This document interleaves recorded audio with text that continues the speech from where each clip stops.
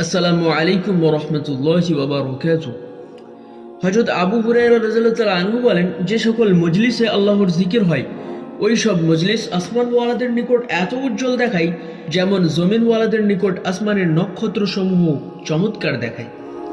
হযরত আবু হুরায়রা রাদিয়াল্লাহু তাআলা আনহু বলেন, যে সকল মজলিসে আল্লাহর জিকির হয় ওই সব মজলিস আসমানওয়ালাদের নিকট এত উজ্জ্বল দেখায় যেমন আমরা রাত্রেবেলায় আকাশের দিকে তাকিয়ে নক্ষত্রসমূহকে উজ্জ্বল দেখি, অমন আসমানওয়ালাদের নিকট আমাদের যে কোনো মজলিসে আল্লাহর জিকির হয়, কোনো মজলিসে আল্লাহ ওয়ালাদের সমবেত হয়েছে, যেখানে আল্লাহ ওয়ালাদের জিকির চলছে, এমন মজলিসগুলোকে আসমান ওয়ালারা ঠিক নক্ষত্রসমূহের মতো চমৎকার দেখে।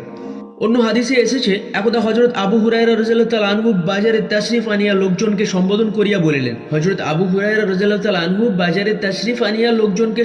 করিয়া বলিলেন, তোমরা এখানে বসে আছো অথচ মসজিদে হুজুরের ত্যায্য সম্পত্তি বন্টন করা হচ্ছে। হযরত আবু হুরায়রা রাদিয়াল্লাহু তাআলা আনহু লোকজনকে বললেন যে তোমরা এখানে বসে আছো কিন্তু মসজিদে হুজুরের ত্যায্য সম্পত্তি বন্টন করা হচ্ছে। লোকজন দৌড়ে গিয়ে দেখলো কিছুই বন্টন হচ্ছে না। ফিরে এসে সকলে আরজ করিল, হুজুর সেখানে তো কিছুই নেই। তিনি বললেন, সেখানে কি হচ্ছে? তাহারা বলিল, কতেক লোক জিকিরে এবং কতেক লোক তেলাওয়াতে মশগুল ছিল। তাহারা বলিল, কয়েকজন আছে যাহারা জিকিরে ব্যস্ত আছে এবং কয়েকজন আছে যাহারা তেলাওয়াতে মশগুল আছে। হযরত আবু হুরায়রা রাদিয়াল্লাহু তাআলা আনহু উত্তর করিলেন, ইহাই তো হুজুরের ত্যায্য সম্পত্তি। হযরত আবু হুরায়রা রাদিয়াল্লাহু তাআলা আনহু বললেন, এটাই তো হুজুরের ত্যায্য সম্পত্তি। ইমাম গাজ্জালি রহমতুল্লাহ আলাইহি এইরূপ রেওয়ায়েত অনেক বর্ণনা করিয়াছেন।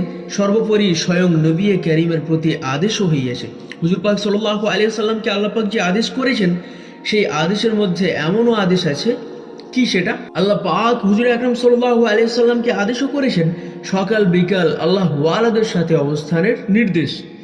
আল্লাহ পাক হুজুর আকরাম সাল্লাল্লাহু আলাইহি সাল্লামকে সকাল বিকালে আল্লাহ ওয়ালাদের সাথে অবস্থানের নির্দেশ দিয়েছেন।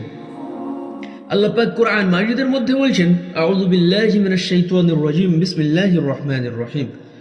ওয়াসবির নাফসাকা মা'আল্লাযীনা ইয়াদউনা রাব্বাহুম বিল গাদাতি ওয়াল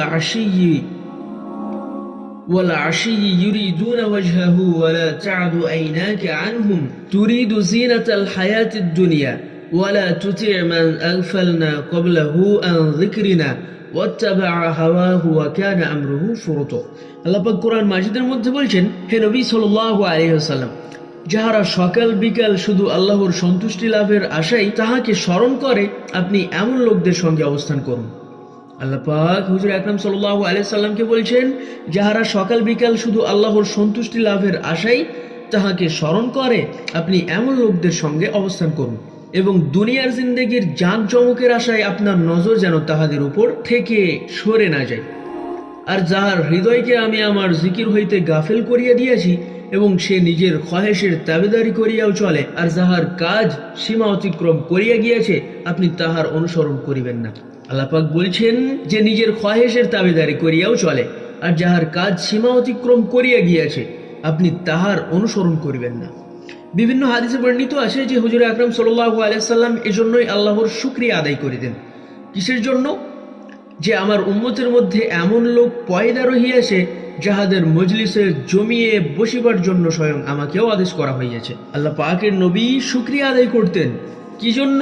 এই জন্য আল্লাহর শুকরিয়া আদায় করিতেন যে আমার উম্মতের মধ্যে এমন লোক আছে যাহাদের মজলিসে জমিয়ে বসিবার জন্য স্বয়ং আমাকেও আদেশ করা হইয়াছে।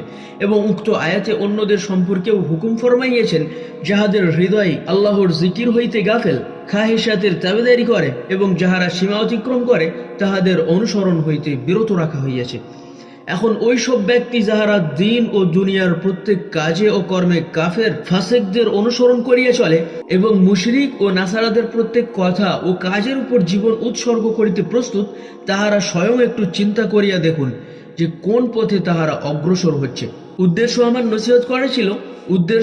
নসিহত করার ছিল, আমি করে গেলাম, তোমাকে আল্লাহর হাতে সরপদ করিলাম আর আমি বিদায় নিলাম। আল্লাহ পাক আমাদেরকে হাদিসের প্রতি আমল করার তৌফিক দান করুন, বেশি বেশি জিকির করা এবং জিকির কারণে ওয়ালাদের মজলিসে আমাদেরকে অবস্থান করার তৌফিক দান করুন। এই হাদিসটি নেওয়া হয়েছে ফাজাইল আমাল থেকে। আসসালামু আলাইকুম ওয়া রাহমাতুল্লাহি ওয়া বারাকাতুহু।